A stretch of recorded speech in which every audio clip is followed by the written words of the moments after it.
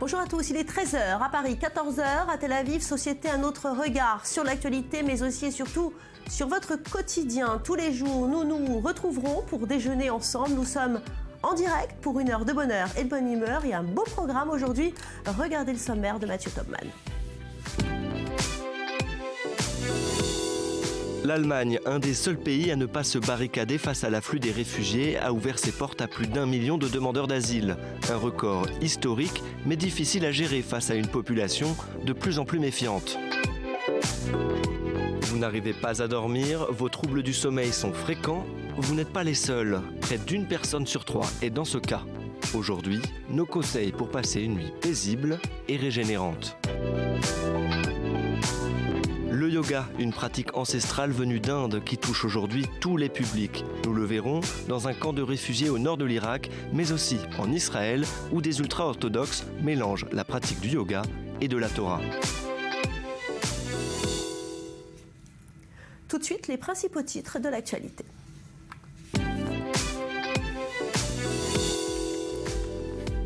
10 morts et une quinzaine de blessés, c'est le bilan de l'attentat suicide d'origine syrienne survenu dans le centre touristique d'Istanbul en Turquie. Le président turc Erdogan a confirmé la piste terroriste. Syrie, des centaines de civils en grand danger de mort pourraient être évacués dès aujourd'hui de Madaya, ville assiégée depuis 6 mois par l'armée. Un convoi de 44 camions, transport, nourriture, médicaments et couverture est entré lundi dans la ville. 28 personnes sont mortes de faim depuis le 1er décembre dernier. Agression de l'enseignant juif à Marseille, prolongation de la garde à vue du suspect et ouverture d'une enquête pour tentative d'assassinat aggravé en raison d'une appartenance religieuse et apologie du terrorisme. Angela Merkel pointée du doigt après les centaines d'agressions sexuelles du Nouvel An à Cologne. La chancelière allemande, qui avait été citée comme exemple pour avoir ouvert les ports de l'Allemagne aux réfugiés, se trouve aujourd'hui dans une position très inconfortable. Angela Merkel doit s'exprimer à la mi-journée. L'Allemagne continuera-t-elle à être un pays d'accueil pour les migrants? Les explications tout de suite de Jonathan Serrero. Gare centrale de Vienne, en Autriche. Passagers quotidiens et réfugiés venus d'Irak ou de Syrie partagent les quais. Tous ces migrants attendent le train censé les conduire vers l'Eldorado allemand.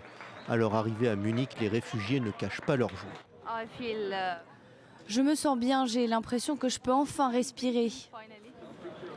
Cet été, Angela Merkel a accepté l'arrivée sur son sol de 800 000 réfugiés, bien plus que tous ses partenaires européens.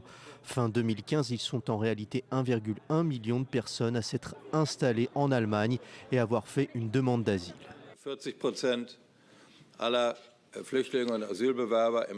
40% des réfugiés et demandeurs d'asile pour l'année 2015 viennent de Syrie. En deuxième place, c'est l'Afghanistan avec un chiffre de 14%, soit plus de 150 000 personnes. À la troisième place, nous avons l'Irak avec 11%, ce qui correspond à plus de 120 000 personnes.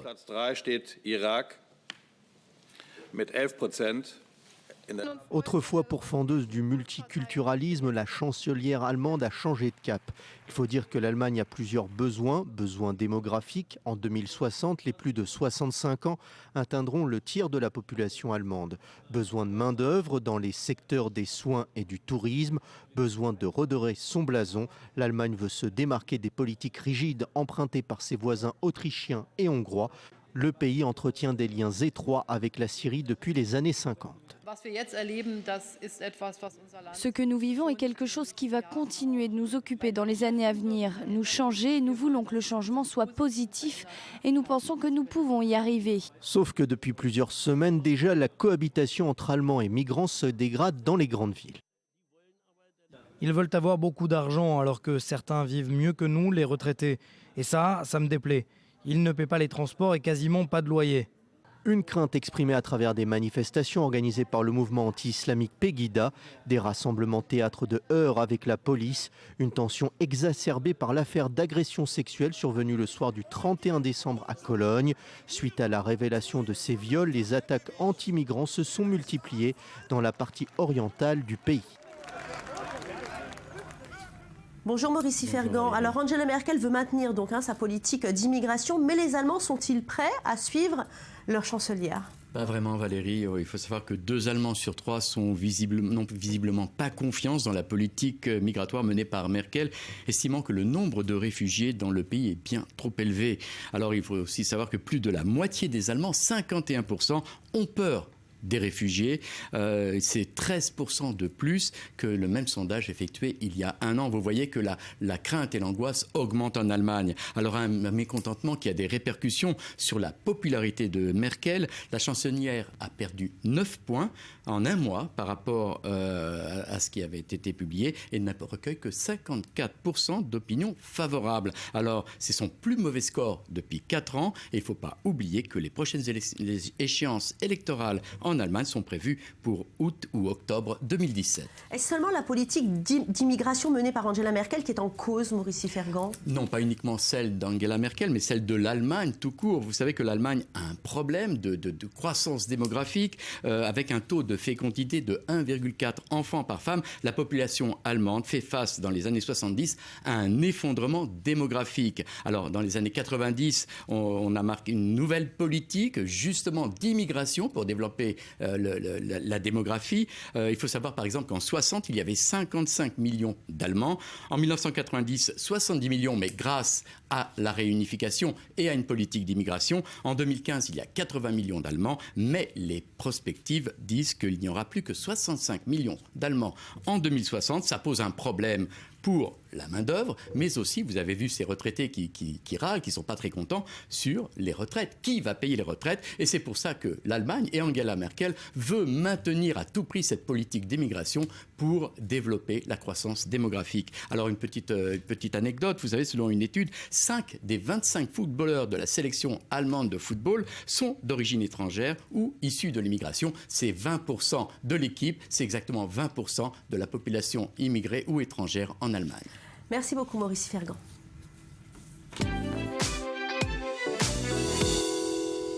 Il y a quelques années, les insomnies touchaient essentiellement les personnes âgées. Aujourd'hui, il s'agit d'une véritable épidémie. Tous les groupes d'âge sont concernés. Pour montrer l'ampleur du problème, voici quelques chiffres. Un Français sur 3 souffre de troubles du sommeil et la vente de somnifères atteint des sommets avec un revenu généré de plusieurs dizaines de millions d'euros par an. Un vrai problème de santé publique, difficile à prévenir, dû à un manque de formation et à un manque de temps mis à disposition des médecins de ville. On regarde le sujet de Sacha Rebout et on en parle tout de suite après avec Esther Galili, médecin de famille. Occupant un tiers de notre vie, le sommeil est un élément essentiel à notre existence et il s'en passe des choses lorsque l'on dort. Notre corps se régénère, se répare et grandit. Nos apprentissages se consolident et un grand ménage se fait dans nos émotions. Malheureusement, il arrive parfois que l'on subisse des troubles dans notre sommeil, tels que la narcolepsie, l'hypersomnie, la parasomnie ou encore l'insomnie, chacun se retrouvant sous des formes différentes. Parfois sérieux au point d'interférer au fonctionnement physique, mental et émotionnel, ils peuvent s'avérer extrêmement redoutables. D'après de récentes études, le manque de sommeil augmente le risque d'obésité. En effet, une seule mauvaise nuit a les mêmes effets sur la santé que 6 mois de malbouffe, car la privation de sommeil affecte la sensibilité à l'insuline de la même façon qu'un régime alimentaire malsain. Autre particularité, les troubles du sommeil prennent une telle importance dans la vie de ceux qui les subissent qu'ils finissent par la modeler au gré de leurs évolutions, ne leur laissant plus le choix que de s'adapter à ce nouveau rythme. Vivant la nuit, la tête et les jambes lourdes le jour, rythme de travail décalé, somnolence lors d'activité et anxiété, pour les personnes touchées, c'est une lutte de tous les instants. Point d'optimisme tout de même, les évolutions de la science pour y mettre un terme, et notamment en sophrologie, une science qui invite le patient à prendre conscience de son corps et de ses émotions par le recours à des images. Au travers d'exercices, de respiration et de visualisation, le patient parvient à trouver l'origine de son trouble et peut ainsi travailler à le résoudre. En France, une personne sur 3 est touchée par des troubles du sommeil au moins 3 nuits par semaine, dont 10% de façon plus grave. Ces troubles prennent diverses formes, difficulté à s'endormir, réveil nocturne fréquent avec impossibilité de se rendormir, ou encore apnée du sommeil. Chacun différent en soi mais néanmoins similaire, les troubles du sommeil n'en finissent pas d'intriguer la science et malgré de nombreuses avancées dans ce domaine depuis 20 ans, il reste encore beaucoup de travail à effectuer afin d'éliminer complètement ce désagrément du quotidien. Alors, une vie au repos parfait, c'est pour bientôt ? Docteur Galili, bonjour. Merci d'être là aujourd'hui. Alors, expliquez-nous, qu'est-ce qu'un sommeil normal ? Alors en fait, le sommeil normal, il est composé de plusieurs phases. En gros, si on parle de la quantité de sommeil, il faut à peu près 8 heures en fait, par nuit. Il y a des gens il leur suffit 6 heures. Il y en a d'autres qui ont besoin de plus, qui ont besoin de 9 ou 10 heures.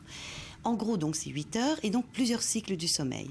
Il y a le cycle de sommeil léger en début de sommeil, c'est la phase d'endormissement, où on s'endort petit à petit, mais on encore quand même, on entend ce qui se passe autour de nous. Ensuite, on a la phase de sommeil profond, qui est fondamentale, parce que c'est pendant cette phase, en fait, qu'on enregistre tous les événements qui nous sont arrivés dans la même journée, sur le plan émotionnel, sur le plan au niveau du travail, etc. C'est l'enregistrement au niveau des fonctions cérébrales. C'est pour ça que le sommeil profond, justement, est important. Il est fondamental, parce qu'en fait, c'est la phase d'apprentissage et de mémorisation qui se passe pendant cette phase de sommeil profond.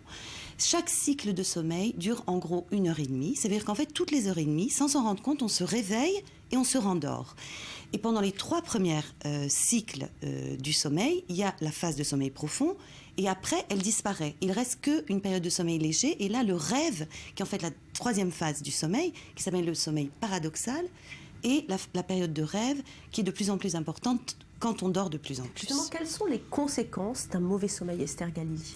Alors, le mauvais sommeil a des conséquences en fait dramatiques sur la santé de l'individu et c'est en fait un gros problème même de santé publique parce qu'en fait, il est souvent pas diagnostiqué. Les patients ne vont pas chez leur médecin en général pour parler de leurs problèmes de sommeil. Et donc, le problème, c'est que même une nuit sans sommeil, comme on l'a vu dans le reportage, peut engendrer déjà des troubles de régulation de notre sucre et engendrer donc des problèmes d'obésité et au long terme même un développement de diabète de type 2. Ça c'est un exemple. On a vu aussi, il y a des études cliniques qui nous montrent qu'il y a une augmentation du cholestérol, qu'il y a une augmentation des pathologies cardiovasculaires, c'est-à-dire qu'il y a plus d'infarctus, il y a plus d'hypertension artérielle, excusez-moi. Ça veut dire qu'en fait, quand on prend les gens qui souffrent d'une hypertension artérielle, il s'avère qu'un tiers de ces personnes, l'origine de cette hypertension est en fait un trouble du sommeil. En général, trouble respiratoire pendant le sommeil. Mais justement, de s'inquiéter comme ça des troubles du sommeil, c'est quand même très nouveau, docteur Esther Galili.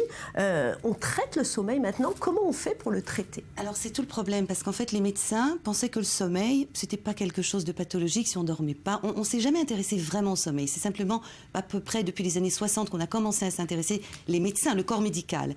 Qu'est-ce que c'est mal dormir et quelles en sont les conséquences sur le corps humain ? Et on s'est avéré, avec toutes les études cliniques qui ont été faites depuis, que ça a une importance fondamentale sur la bonne santé. Donc, traiter le sommeil, on a les somnifères. Il s'avère qu'en France, des dizaines de millions d'euros sont dépensés par la sécurité sociale par la consommation de somnifères par les Français. Donc c'est une consommation énorme. Mais en fait, qu'est-ce qu'on fait ? Ça ne suffit pas parce que là, on traite le symptôme, le manque de sommeil. Donc on fait dormir la personne sans traiter l'origine du trouble. Ce n'est pas une maladie organique. Un trouble de sommeil, c'est un symptôme d'un autre problème. En général, c'est l'anxiété. L'anxiété quotidienne, nous sommes de plus en plus anxieux du fait d'un monde qui n'est pas facile à gérer. Ou bien une et sur le plan aussi, hein, on parle beaucoup d'apnée du sommeil en ce moment. Alors exactement, les apnées du sommeil, mais qui sont liées aussi souvent à l'obésité. Alors justement, nos grands-parents, pour finir, nous faisaient l'apologie de la sieste. On nous disait qu'il fallait dormir l'après-midi parce que c'était le sommeil finalement le plus récupérateur. Est-ce que vous êtes d'accord, Esther ? Je suis d'accord à moitié, parce qu'en fait, on pensait que c'était vrai. Et finalement, il s'avère que les dernières études scientifiques qui ont été faites montrent que le sommeil réparateur n'existe presque pas. C'est-à-dire qu'en fait, quand on manque de sommeil pendant une nuit, il faut au maximum le rattraper vraiment pendant une sieste. Le temps doit être très court, il ne faut surtout pas rentrer dans une période de sommeil profond, parce qu'on gâche la nuit qui va venir. Donc en gros, 20 minutes, un quart d'heure, 20 minutes, on peut se reposer. Sinon, il faut faire un cycle, 1h30. Et là, mais on n'est encore pas certain que ça marche. Merci beaucoup Esther Galili. On vous retrouve la semaine prochaine. François Mitterrand, 4e président de la 5e République, est décédé il y a exactement 20 ans, en exercice du 21 mai 81 au 17 mai 95. 14 années donc au pouvoir de la France. On retient des grandes avancées sociales comme l'abolition de la peine de mort en 82, la semaine des 39 heures, la 5e semaine de congés payés, l'instauration du RMI et la retraite à 60 ans. C'est sous sa présidence aussi que de prestigieux édifices ont été réalisés comme la pyramide du Louvre ou bien la Bibliothèque nationale de France ou l'Arche de la Défense. Mais la fin de son 2e septennat est assombrie par des scandales financiers, par le suicide de Pierre Bérégovoy, l'un des fidèles partisans qu'il avait, et par une polémique sur son rôle sous le gouvernement de Vichy. Alors que reste-t-il des années Mitterrand ? La réponse des étudiants de la fac de Nanterre. François Mitterrand, ça m'inspire quoi ? Ça m'inspire la victoire de la gauche dans les années 80. C'est loin. J'étais pas né à l'époque pendant son mandat, du coup, ça paraît assez lointain quand même. Est-ce que vous savez combien de temps il a été président de la République 14 ans, ouais, je crois, c'est ça? C'est plus un mythe pour beaucoup de gens, un nom sur un livre d'histoire et puis une référence pour certaines personnes selon le bord politique. C'est un symbole, la rose, quand M. François Mitterrand a été élu. Il avait réussi à ramener tout le peuple derrière lui. Mitterrand, moi je pense à la marche des beurs. À l'abolition de la peine de mort. La figure de François Mitterrand avec Helmut Kohl en Allemagne, enfin à Berlin avec la commémoration. Sur l'homme, François Mitterrand, je connais pas beaucoup sa vie personnelle, je connais plus celle de son neveu.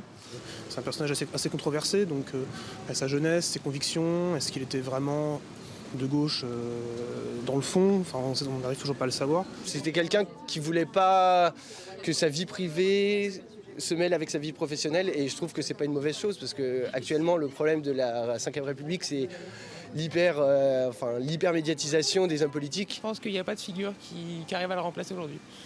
Je pense qu'il y en a qui essayent d'être leur héritier mais qui ne le sont pas forcément. Qu'on l'aime ou qu'on l'aime pas, on est obligé de dire que voilà, ça reste quelqu'un d'important. Et c'était un homme qu'on voulait, qui travaillait pour la France et qui se donnait sur chacun de ses points. C'est sûr qu'il avait une figure de grand homme d'État et peut-être que c'est un des derniers présidents à avoir eu cette figure de grand homme d'État en France. Alors on l'a vu dans le micro-trottoir, les étudiants de la fac de Nanterre se rappellent bien de François Mitterrand. Vous, Sacha Reboux, bonjour. Alors vous représentez vous aussi la nouvelle génération Internet. Est-ce que vous pensez que Mitterrand a laissé un héritage, une empreinte à la France ? Évidemment qu'il a laissé une empreinte, c'est un homme très important, qui avait aussi une certaine part d'ombre, dont on discutera peut-être après, mais Mitterrand, c'est comme vous l'avez dit, l'abolition de la peine de mort en 1981, c'est le RMI, c'est la dépénalisation de l'homosexualité, c'est aussi les 5e semaines de congés payés, donc c'est un homme qui a beaucoup œuvré en réforme pour la France, même si sa part d'ombre, comme on l'avait dit avant, c'est sa double vie avec notamment Mazarine, sa fille cachée, ou encore son cancer déclaré en 81 et seulement annoncé publiquement en 92. Donc un homme très important, un héritage important, mais une part d'ombre qu'on ne peut pas oublier non plus. Oui, qu'est-ce que vous en pensez, vous, Maurice ? Vous avez vécu l'accession justement au pouvoir de François Mitterrand. Place de la République en 1981, mais non, ce qui me frappe là dans les réactions des étudiants de Nanterre, de cette jeunesse française, c'est qu'elle vit sur des clichés. Pour notre génération, Mitterrand, c'est quelque chose de plus. Je veux dire, j'ai été étonné de ne pas entendre, par exemple, le mot socialiste. Mais quand Mitterrand a été élu, c'était pour une nouvelle république socialiste. C'était un espoir.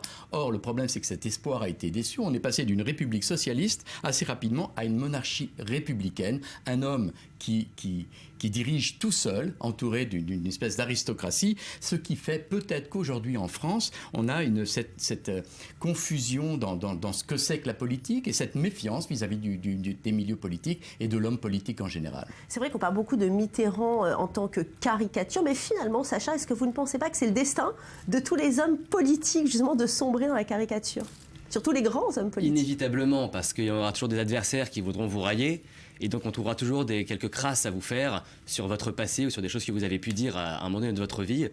Mais c'est inévitable, il n'y a pas le choix, c'est écrit malheureusement. Maurice, vous pensez que c'est normal ? Ça fait partie de la suite logique des choses ? Je crois que malgré tout, pour des étudiants et pour des Français qui doivent connaître leur histoire, non, c'est pas tout à fait normal. Parce qu'il faut quand même savoir que Mitterrand, c'est la conversion de la gauche gouvernementale socialiste à l'économie de marché. Ça, c'est important. C'est des choses qui ne sont pas citées. C'est aussi le bond en avant dans la décentralisation et surtout la construction de l'Europe. Ça, on l'oublie souvent, son rôle dans la construction de l'Europe. Alors, le problème, c'est que... Il est d'ailleurs encore très critiqué pour ça. Absolument, mais le problème, c'est que peut-être que Mitterrand n'a pas su s'adapter à ce que sera la société. Je veux dire, il manquait cette notion de qu'est-ce que c'est que l'identité. Il l'a jamais abordé, les nouvelles technologies et peut-être aussi ça, l'éclatement de l'univers politique. Je veux dire, Mitterrand a été élu sur ce qu'on appelait le programme commun de gouvernement avec le PCF, le Parti communiste, le PSU. Vous êtes d'accord, Sacha ? Le PSU et le Parti socialiste ensemble, ce front a éclaté.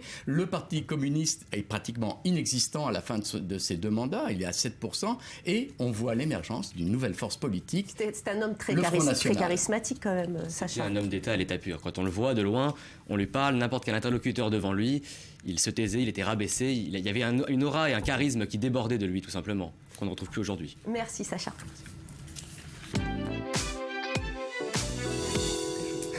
Et nous vous l'avions promis, un autre regard sur l'actualité. Aujourd'hui, focus sur Michel Ashkenazi qui dirige une entreprise, vous allez voir, bien particulière aux États-Unis. Elle peut avancer votre caution pour vous sortir de prison. Mais une fois dehors, il vaut mieux vous tenir à carreau car elle dispose d'une milice musclée pour vous y renvoyer si vous ne respectez pas les termes du contrat. Une profession très controversée. Regardez. L'investisseur Martin Shkreli à New York, récemment inculpé pour fraude, est libéré sous caution pour 4,5 millions d'euros. Même si aux États-Unis les cautions sont parfois moins chères, certains n'ont pas les moyens de payer. C'est là qu'intervient Michel. Cette prêteuse de caution a tout appris sur le tas.